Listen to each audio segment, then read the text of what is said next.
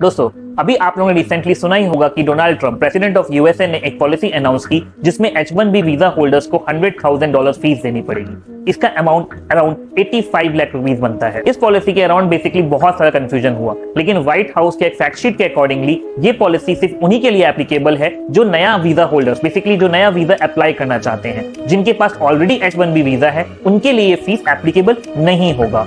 आइए इसके इम्पैक्ट पे जरा देखते हैं। तो बेसिकली H1B वीजा होल्डर्स में अराउंड 70% जो रेशियो होता है वो सिर्फ इंडियंस का ही होता है। और कंपनीज की बात करें तो इसमें मेजर जो फैन कंपनीज हैं, माइक्रोसॉफ्ट, अमेजन, गूगल, यही सब काफी सारे लोग इंडियंस एम्प्लॉयज को H1B वीजा स्पॉन्सर करते हैं।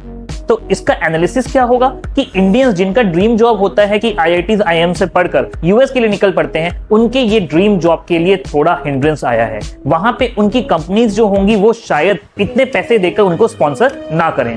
बेसिकली अब टेक कंपनी, उनसे एक्सपर्ट्स कहते हैं कि टेक कंपनीज ने वैसे ऑफशोर अपनी हायरिंग और बढ़ा दी है, तो इसका इंपैक्ट यही होगा कि ऑफशोर में ये लोग कंपनी स्केल अप करेंगे और वहां के इंडियंस एम्प्लॉयज जो होंगे वो ऑफशोर सेंटर्स में ज्यादा रखेंगे।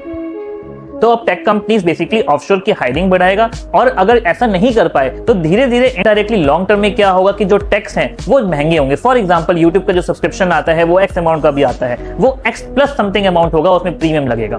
ऐसे ही गूगल की सर्विसेज भी थोड़ी महंगी हो सकती है। उसका रीजन सिंपल है, बेसिकली जो अमेरिकन को अगर वहां जॉब देते हैं तो उनके डेली वेजेस ऑब्वियसली ज्यादा होते हैं एज कंपेयर टू इंडियंस जो यहां से जाकर वहां पे काम करते हैं। देखा जाए तो इंडिया के लिए एक अच्छी न्यूज भी हो सकती है, क्योंकि जितने भी टॉप टैलेंट्स हैं वो इंडिया में ही रहेंगे और इंडिया के कंपनीज के लिए ही काम करेंगे, जो कि काफी इंडिया की इकोनॉमी के लिए और उनके खुद के स्टार्टअप इंडिया के लिए काफी बेनिफिशियल होगा। बाकी ये स्मॉल कंपनीज जो वहां की यूएस की स्मॉल कंपनीज हैं जो इंडियंस को बुलाती हैं, उनके लिए तो बड़ा डिसएडवांटेज हो गया, क्योंकि उनको अब हाई वेजेस पे ही काम कराना पड़ेगा, क्योंकि वो $100,000 एफोर्ड नहीं कर पाएंगे।